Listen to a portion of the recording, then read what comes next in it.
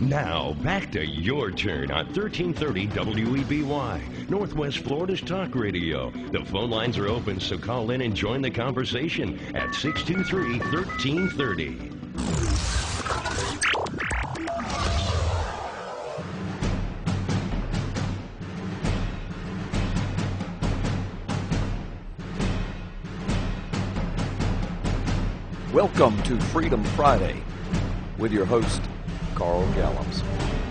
WEBY, 1330 AM, Northwest Florida's talk radio. 25,000 watts serving the Gulf Coast. We've got a great show in store for you this afternoon. Thank you for tuning in.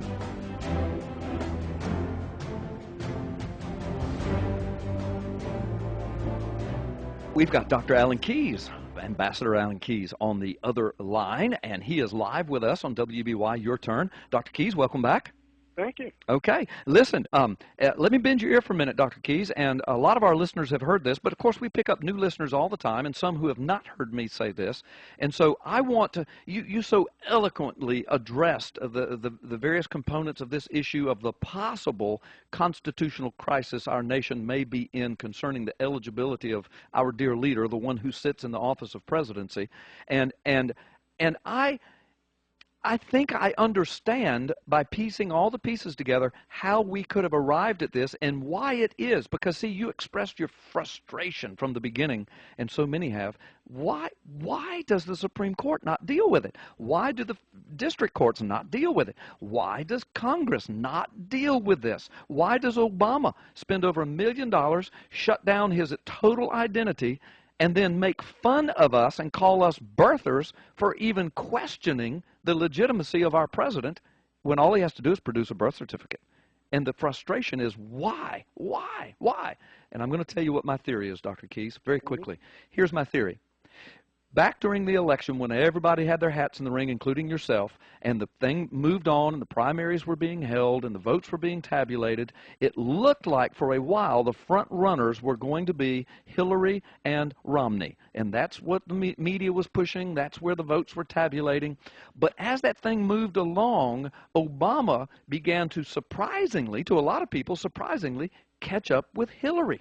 And he was catching up, and right when it looked like he was going to catch her or surpass her, I heard this with my own ears, saw it with my own eyes. I saw the press conference. I was in a motel room in Winter Haven, Florida, preaching a revival, and I was watching Fox News. Hillary Clinton came on the air and said that she had information that would, quote, sink the Obama campaign. And the media was all aghast, and they were all aglow with what was Hillary, what piece of meat was she going to throw out there. I waited with bated breath, Dr. Keyes, for several days for her to expose this information. She never did. Instead, what happened, Hillary and Obama began to meet. They began to meet behind closed doors. Well, of course, Obama wins, and Hillary is now Secretary of State, I think fourth in line for presidency. Well, what happens next is, of course, before he wins, McCain comes up on the Republican side. Now we've got the front runners, surprise to everybody, McCain and Obama. Now we've got a problem because McCain is not eligible to be president because he is not a natural-born citizen. He was born on a military base in Panama. And Dr. Keyes, do you remember when the Senate held hearings on McCain's eligibility? I do. And do you actually, Obama eventually voted on the Senate resolution that resulted from that. Yes, because irony he was. Of ironies. Yes, irony of ironies, because he was a sitting senator. And remember what happened? The Senate passed a resolution declaring that, and I'm paraphrasing, but basically they knew and understood that technically he was not natural born, but we hereby resolve that he is eligible and fit to run for president. And of course, you know, my take on that is no Senate resolution trumps the Constitution of the United States. Am I right? Oh, that's absolutely right. Yeah, so their resolution about McCain's eligibility was just a farce. But in the meantime, several congressmen asked the Senate, hey, would you please do the same thing with Obama? And the Senate refused. And that was reported in the national media. The Senate refused to look. Now, here's what I think happened, Dr. Keyes. I think at that point, the Supreme Court, the federal district courts, Congress, House and Senate, of course, McCain and Obama and Hillary Clinton all knew that neither one of the front-running candidates were constitutionally eligible to hold that office. But what are you going to do at this point in the campaign? I mean, what do you do? Do you kick these two guys out when the campaign's almost over, when the election is on the eve?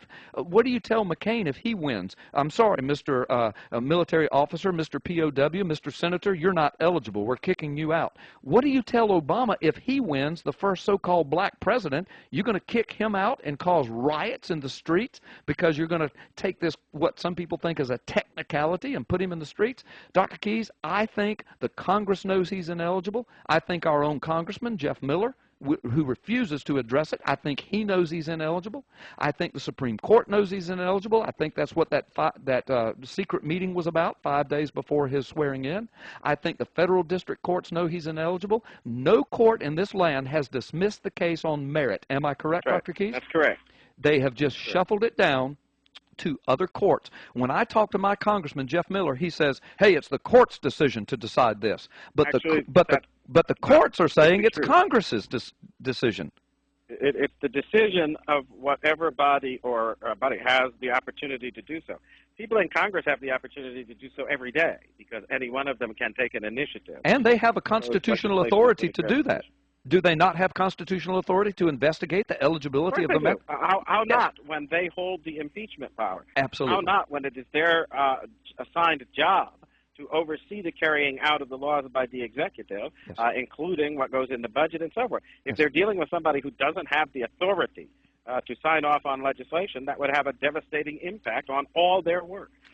So, of course, they have the authority, they have the duty and obligation, and the country actually faces the imperative necessity that this question be dealt with. And I got to say, I think that what you have described sounds to me like a very accurate appraisal of events. But I would add just one thing to the mix. What's that? I think that some of the people who are basically going along with this dereliction of duty are doing so out of ignorance and on the basis of the very concerns you talk about in terms of the consequences. I agree. Of this mess. I agree. I look at other elements of what's going on in our society, though, including a lot of the background and inclinations of the Obama faction, as I call them.